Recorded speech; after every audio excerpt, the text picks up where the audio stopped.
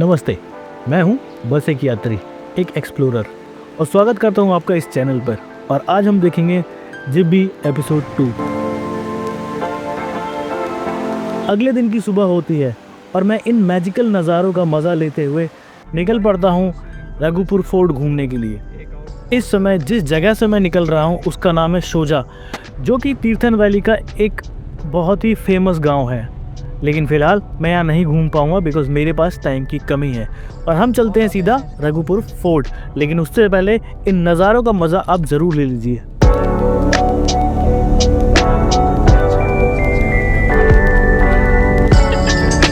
Raghupur fort जाने के लिए एक छोटा सा ट्रैक करना पड़ता है और फाइनली हम उस जगह पहुंच जाते हैं जहां हम गाड़ी पार्क करते हैं। यहां से रघुपुर फोर्ट की दूरी लगभग 3 किलोमीटर है। चलिए आगे का ट्रैक एक्सप्लोर करते हैं, आगे का रास्ता एक्सप्लोर करते हैं और मैं दिखाता हूं कि पार्किंग पॉइंट से लेकर रघुपुर फोर्ट जाने के बीच में आपको कैसे नज़ारे और कैसे दृश्य देखने को मिलेंगे।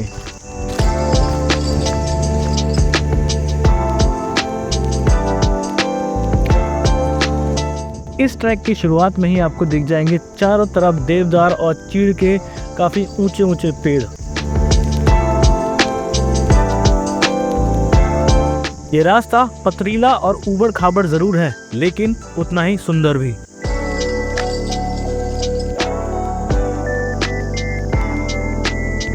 रास्ते में मिलने वाले ऐसे बोर्ड आपको बता देंगे कि आपने अपना सफर कितना तय कर लिया है।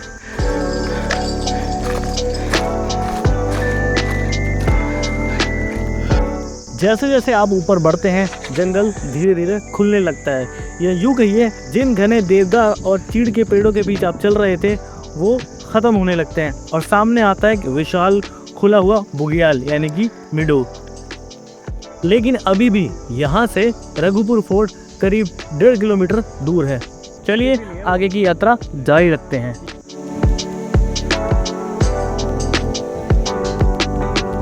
यहाँ पर शांति और आसमान इतना खुला हुआ था कि हवा की आवाज़ को आप न सिर्फ सुन सकते हो बल्कि अपने चेहरे पर महसूस भी कर सकते हो।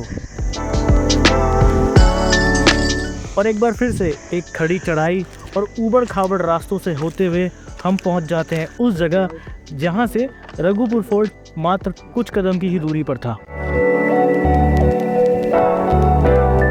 पहाड़ों में कुछ जगह ऐसी होती है जहाँ रास्ते नहीं चलते बल्कि खामोशियाँ चलती हैं। यहाँ आकर भी वैसा ही है, पेड़ों के बीच से गुजरती हवा और पत्तों की सरसराहट। यहाँ बादल अचानक पास आ जाते हैं, मानो कह रहे हो चलो थोड़ी देर हमारे साथ चलो, हम तुम्हें दुनिया का सबसे धीमा सबसे सच्चा नज़ारा दिखाएंगे।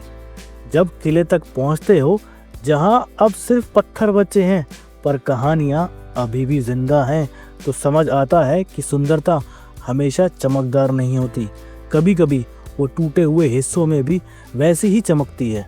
यहाँ हवा सिर्फ चलती नहीं है, चेहरे को छूकर गुजरती है, जैसे कि वो भी आप ही के सफ़र का एक हिस्सा हो।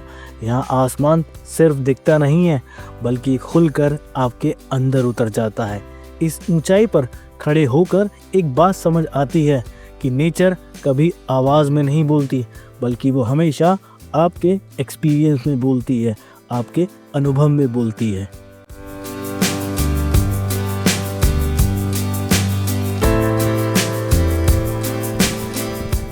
जैसे ही आप यहाँ पहुँचते हैं तो देखते हैं कि ये अब एक किला नहीं बल्कि एक खंडहर के रूप में तब्दील हो चुका है, जिसकी दीवारों के कुछ टुकड़े ही बचे हैं।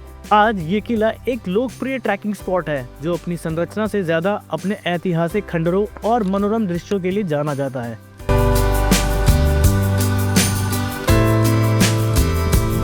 ये किला मंडी के शासकों द्वारा बनाया गया था और इसका मेन पर्पस था एक ऐसी चेक पोस्ट की तरह काम करना जहां से अब दूर तक पहाड़ों और जंगलों पर नजर रख सकें।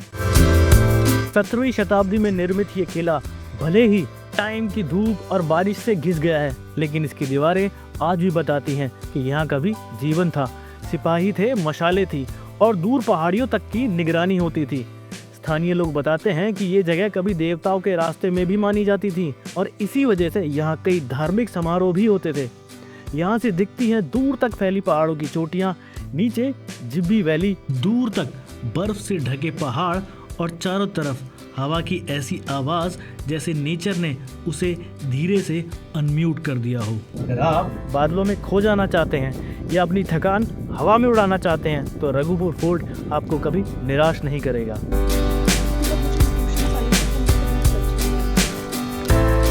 अब समय था यहाँ से वापस चलने का। उन्हीं ऊबड़ खाबड़ रास्तों से होते हुए हम वापस जिब्बी की तरफ चल पड़ते हैं।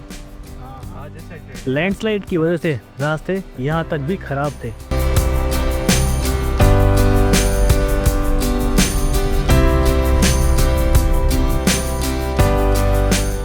हमने आज सिर्फ एक ट्रैक नहीं किया, हमने पहाड़ों के दिल में छुपी एक कहानी महसूस की।